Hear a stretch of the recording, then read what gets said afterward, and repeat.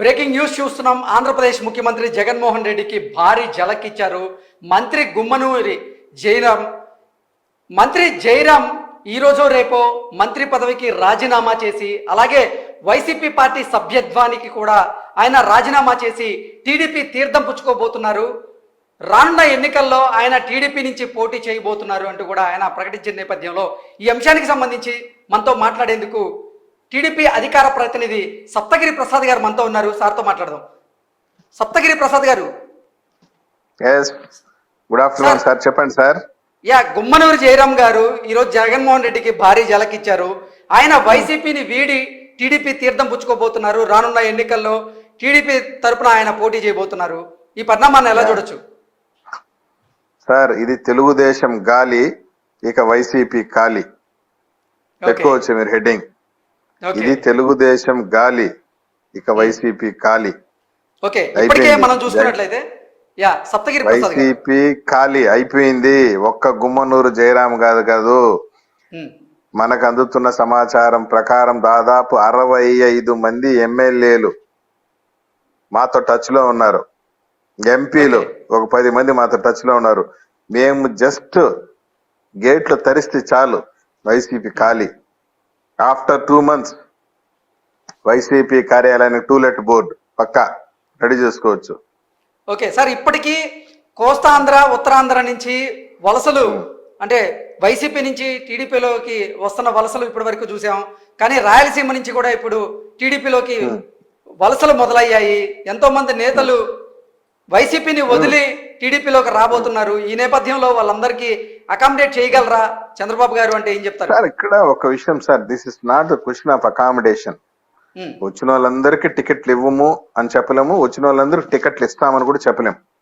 ఎందుకంటే ఒక రాజకీయ పార్టీ ఉన్నప్పుడు ప్రజాబలం ఉన్న నాయకుడు, ప్రజలకు ఉపయోగపడే నాయకుడు ఎవరైనా వస్తే అతని సర్వీసెస్ ఉపయోగించడం తప్పులేదు. జగన్మోహన్ రెడ్డి యొక్క విధానాలతో వైఖరితో వాళ్ళు అడ్జస్ట్ కాలేకపోతున్నారు.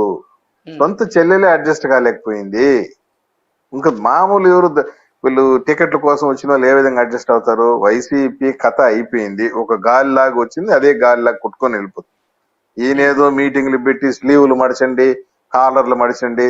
ఏంది మడిచేది? నీ కుర్చీనే మడత పెట్టేసే పరిస్థితికి వచ్చింది. సిద్ధం సిద్ధం అని అరిచేది బిగ్గరగా. అదే నాకు అర్థమే కాదు, ఎందుకు అరుస్తాడు ముఖ్యమంత్రి? సిద్ధమా సిద్ధమా అని ఎందుకు? సిద్ధంగా నీకు ఓట్లు వేస్తారన్నప్పుడు, ఫిక్స్ అయినప్పుడు వేస్తారు కదా, మరి దానికోసం సిద్ధమా సిద్ధమా అని మీటింగ్ పెట్టి అరవడం మీద మేము ఎప్పుడో సిద్ధంగా ఉన్నాం నేను ఇంటికి పంపించడానికి. ముఖ్యమంత్రి గారి యొక్క మైండ్ సెట్ పూర్తిగా దెబ్బతినిండి. అది చూడండి, పత్రికా విలేకరుల పైన దాడి, ఈనాడ కార్యాలయం పైన దాడి, ఆంధ్రజ్యోతి కార్యాలయం పైన దాడి, నిన్న విలేకరుల పైన దాడి. ఎక్కడికి పోతున్నావు చీఫ్ మినిస్టర్ గారు? ఇవంతా మీరు ఫ్రస్ట్రేషన్ చేస్తున్న పనులు కదా. ఒక్క రాయలసీమ ఏంది సార్? మొత్తం స్టేట్ లో ఉన్న ఎమ్మెల్యేలు ఎంపీలు ఆల్మోస్ట్ ఆల్ అవకాశం వచ్చి జంపింగే. రాయలసీమలో కూడా ఆల్రెడీ కర్నూలు ఎంపీ సంజీవ్ కుమార్ గారు రాజీనామా చేశారు. ఆయన జనసేనలోనూ దాంట్లో చేరబోతున్నారు. మా చిత్తూరు జిల్లాలో ఆదిమూలం అనేటువంటి సత్యవేడు దళిత ఎమ్మెల్యే రాజీనామా చేసిండు వైసీపీ పార్టీకి. మా టీడీపీ నాయకులతో టచ్ లో ఉన్నారు, కలిశారు. నెంబర్ ఆఫ్ కొందరు లోపల మాట్లాడుతున్నారు, కొందరు బహిరంగంగా మాట్లాడుతున్నారు, కొందరు సీట్ల కోసం ఉన్నారు. ఇవన్నీ జరుగుతున్నాయి. జగన్మోహన్ రెడ్డి గారి చాప్టర్ క్లోజ్. ఈ రోజు కూడా ఇండియా టుడే నిర్వహించిన సర్వేలో తెలుగుదేశం జనసేన కూటమికి 150 సీట్లు పక్కాగా వస్తుందని చెప్పి క్రిస్టల్ క్లియర్ రిపోర్ట్స్ ఇచ్చినాయి. ఆల్ నేషనల్ మీడియా సర్వేస్ అన్ని చూసుకోండి. తెలుగుదేశం జనసేన కూటమికి భారీ ఆధిక్యత ఉంది. ఈ యొక్క దీంట్లో ఆయన ఫ్రస్ట్రేషన్ లోకి వెళ్ళిపోయినాడు ఆనరబుల్ చీఫ్ మినిస్టర్. 2019లో ఇదే విధమైన గాలి ఆయనకు అనుకూలంగా ఉంది. ఇదే నేషనల్ మీడియా ఆయనకు అనుకూలంగా సర్వే రిపోర్ట్ ఇచ్చింది. జగన్మోహన్ రెడ్డి గాలి ఉంది, ఆయన దాదాపు 110 నుండి 120 సీట్లు గెలవబోతున్నాడని రిపోర్ట్ ఇస్తే మనం ఎక్స్పెక్ట్ చేసిన దానికన్నా ఎక్కువగా 151 వచ్చింది. ఇప్పుడు అదే నేషనల్ మీడియా ఏం చెప్తుంది? తెలుగుదేశం పార్టీ కూటమికి 150 పైచిలకి సీట్లు రాబోతున్నాయని చెప్తున్నాయి. కాబట్టి ఇంక లీడర్లు అక్కడ ఉండరు. ఇప్పుడు అక్కడ ఉన్నటువంటి లీడర్లందరూ, ఇప్పటిదాకా ఉన్న వాళ్ళందరూ కూడా ఆ బిల్లుల కోసము ఇంకో దానికోసము భయపెట్టు బతిమలాడో పెట్టుకొని ఉన్నాడు ఆయన. అటువంటి లిస్ట్ లోనే ఆళ్ల రామకృష్ణారెడ్డి గారు కూడా చేరిపోయారు. ఆళ్ల రామకృష్ణారెడ్డి గారు 2 నెలల ముందు ఘంఖ్యారాలు చేసినట్టు, నేను అంత చూస్తాను, నేను అది చూస్తాను, ఇది చూస్తానని చెప్పేసి. మరి ఇన్నర్ ఇంజనీరింగ్ లో లోపల జరిగినటువంటి ఇన్సైడ్ ట్రేడింగ్ లో నీ బిల్లులు ఉన్నాయి, నీ వర్క్లు అన్ని కూడా పెండింగ్ ఉందని చెప్పి మళ్ళీ పోయి చేరిపోయినాడు ఆయన. ఓకే. అట్లా బెదిరించి చేసుకుంటున్నారు తప్పించి అంతకన్నా ఇంకేం లేదు. జగన్మోహన్ రెడ్డి పని అయిపోయింది. నేను ఒకటి చెప్తాను, లాస్ట్ కి ఏం జరగబోతుందంటే చివరికి సజ్జల రామకృష్ణారెడ్డి గారు కూడా ఫోన్ స్విచ్ ఆఫ్ చేసుకుని జంప్ అయిపోతాడు ఈయన తేగలేక. ఓకే సార్, ఆ 2019 ఎన్నికల్లో ఉమ్, సప్తగిరి ప్రసాద్ గారు Yes, 2019లో చెప్పండి. జరిగినటువంటి ఎన్నికల్లో రాయలసీమలో ఉన్నటువంటి 52 అసెంబ్లీ నియోజకవర్గాల్లో 49 అసెంబ్లీ నియోజకవర్గాల్లో గెలిచి చరిత్ర సృష్టించారు జగన్మోహన్ రెడ్డి. అవును, ఈసారి అవును. అసలు రాయలసీమలో పరిస్థితి ఎలా ఉండబోతుంది అంటే ఏం చెప్తారు? సార్ క్లిస్టల్ క్లియర్ గా రాయలసీమలో జగన్మోహన్ రెడ్డికి వచ్చే సీట్లు 5 ఉంటాయి, అంతకని ఎక్కువ ఉండదు.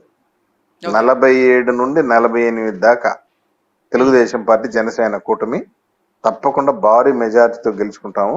ఇంకా సర్కారు ఉత్తరాంధ్ర గిత్తరాంధ్ర అంటే క్లీన్ స్వీప్ అయిపోతుంది. నేను ఓపెన్ చెప్తున్నాను సార్, నేను ఏదో ఛానల్ ఉంది కదా ఏదో నా సొంత డబ్బా కుట్టుకోవాలని చెప్పడం లేదు.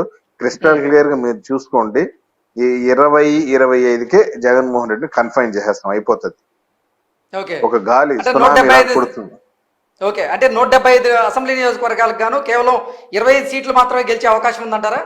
అంతే, ఒక సునామీ లాగా కొడతా ఉంది తెలుగుదేశం జనసేన గాలి, సునామీ లాగుంది. సొంత జిల్లాలోనే తిరుగుబాటు మొదలైపోయింది. నీ సొంత జిల్లాలోనే తిరుగుబాటు మొదలైంది. నేను ఎవరైతే నెత్తి మీద మోసిన వర్గాలు, సామాజిక వర్గాలే చూడండి, అన్ని నెత్తి మీద మోసినటువంటి సామాజిక వర్గాలు, నీ సొంత సామాజిక వర్గం కానీ ఎస్టీలు బీసీలు ముస్లిం మైనార్టీ అందరూ కూడా నిన్ను వ్యతిరేకించే పరిస్థితికి వచ్చేసింది. ఉమ్. మరి ఈయనేదో స్లీవులు మడత పెట్టండి, మరి ఇంకేదో చెప్పేది, నీ బిడ్డ ఒంటరి వాడు కాదు, ఇంతమంది దేవుడు దయ ఉంది, కింద మీరున్నారు, ఈ బిడ్డ ఇది పేదలకి పెత్తందారులకి మధ్య జరుగుతున్న యుద్ధం అంట. ఏంది పేదల ఎవరు పేదలు ఇక్కడ? కాదబ్బా, 1,00,000 కోట్లు అవినీతి చేసినావు. బెంగళూరులో ఒక ప్యాలెస్ ఉంది, హైదరాబాద్ లో ఒక ప్యాలెస్ ఉంది, ఇడుపులపాయలో ప్యాలెస్ ఉంది, తాడోపల్లిలో ప్యాలెస్ ఉంది, సాక్షి పత్రిక ఉంది, సాక్షి ఛానల్ ఉంది, భారతి సిమెంట్స్ ఉంది, హెటిరో డ్రగ్స్ లో పార్ట్నర్షిప్ ఉంది. ఇన్ని దాంట్లో 1,000 కోట్ల రూపాయల పెట్టుబడులు ఉన్న వ్యక్తి పేదోడు అంటావా? ఏంది నాకు అర్థమే కాదు. నా చుట్టూ పేదోళ్ళు ఉన్నారట. ఎవరు ఆయన చుట్టూ ఉండే పేదోళ్ళు చెప్పండి? విజయసాయి రెడ్డి పేదోడా, లేకుంటే వై సుబ్బారెడ్డి గారి పేదోడా, ఈయన పెద్దిరెడ్డి రామచంద్రరెడ్డి గారి పేదోడా? ఈ నెలంతా పేదోళ్ళ, వీళ్ళు సజ్జల రామకృష్ణారెడ్డి వీళ్ళంతా పేదోళ్ళ? నా చుట్టూ పేదవాళ్ళు ఉన్నారంట. ఏం మాట్లాడతారు ముఖ్యమంత్రి గారు? జనం చూస్తున్నారు నీ ఆగడాలు, నీ నటన, ఆస్కార్ రేంజ్ లో నువ్వు చేస్తున్నటువంటి నట విన్యాసాలు, అవన్నీ చూస్తాం. ఇప్పుడు నీ పార్టీకి ఇంకా అయిపోయింది కథ. త్వరలో మంత్రి గుమ్మనూరు జయరాం గారికి నంద్యాల పార్లమెంట్ అభ్యర్థిగా ఆయన ఆల్రెడీ వైఎస్ఆర్సీపీ నుంచి ప్రకటించారు. కానీ జగన్మోహన్ రెడ్డి వైఖరి నచ్చక, జగన్మోహన్ రెడ్డి నిర్ణయాలు నచ్చక ఆయన అసలు జగన్మోహన్ రెడ్డి మీద అసంతృప్తితో ఉన్నారని, అందుకే ఆయన పార్టీ మారబోతున్నారు. రేపో మాపో ఆయన మంత్రి పదవికి రాజీనామా చేసి అలాగే వైఎస్ఆర్సీపీకి ఉన్నటువంటి సభ్యత్వాన్ని కూడా రాజీనామా చేసి ఆయన టీడీపీలో చేరబోతున్నారంటూ కూడా ఒక వార్త వస్తున్న నేపథ్యంలో ఏంటి సార్ అంటే జగన్మోహన్ రెడ్డి ఒక్క గుమ్మనూరు జయరాం గారే కాదు, ఇప్పుడు మా చిత్తూరు జిల్లాలో ఆదిమూలం అనే వ్యక్తికి, మా ఎస్సీ ఎమ్మెల్యేకి కూడా తిరుపతి ఎంపీ టికెట్ ఇచ్చారు. ఇచ్చినా కూడా ఆయన నాకు వద్దు మహాప్రభు నీకు దండం పెడతానని పోటీ చేసేదానికి అభ్యర్థులు దొరకటం లేదు జగన్మోహన్ రెడ్డికి. ఇది పక్కా, ఇదే హెడ్డింగ్ పెట్టుకోండి మీరు. టికెట్లు ఇస్తాం రండిరా బాబు అంటే వద్దు మహాప్రభు అని చెప్పి పారిపోతున్నారంటే దాన్ని బట్టి మీరు అర్థం చేసుకోండి సార్ పరిస్థితి. అక్కడక్కడ ఇప్పుడు కాంగ్రెస్ పార్టీలో కూడా టికెట్ల కోసం దేవులు ఆడుతున్నారు, నాకు ఇవ్వండి టికెట్, నాకు ఇవ్వండి టికెట్ అని. వైసీపీలు ఇచ్చిన టికెట్లు వద్దు మహాప్రభు అని చెప్పి దండం పెట్టిపోతున్నారంటే ఇంకా పరిస్థితి ఏందో అర్థం చేసుకోండి. నాట్ ఓన్లీ గుమ్మనూరు జయరాం గారు, మీరు కావాల్సి చూసుకోండి. చాలా మంది నిన్న గుడివాళ్ళ కొడాలి నానికి టికెట్ లేదని చెప్పి బ్యానర్లో, కటౌట్ లో, సోషల్ మీడియాలో దాని మీద మళ్ళీ క్లారిటీ ఇచ్చేటువంటి ప్రయత్నం చేశారు. ఇంకా ప్రయత్నం చేయటము, సర్ది చెప్పడానికి ట్రై చేయటము, ఇవన్నీ చాలా కన్ఫ్యూజన్ లో ఉన్నాడు ఆయన. ఆయన మాట్లాడితే తెలుగుదేశం పార్టీని మీ లిస్ట్ ఎప్పుడు వదులుతారు, మీ లిస్ట్ ఎప్పుడు వదులుతారు మమ్మల్ని అడుగుతున్నాడు. మా లిస్టుతో నీకేం పనయ్యా? నేను ఎప్పుడన్నా వదులుకుంటాను లిస్టు. పరీక్ష పెట్టినప్పుడు 2 స్టూడెంట్లు ఉన్నారు, ఒక స్టూడెంట్ ఏం రాసినాడో రాసుకుంటాడు, ఇంకొక స్టూడెంట్ ఏం రాసినాడో అని చెప్పి నువ్వు ఎందుకు అడుగుతావు?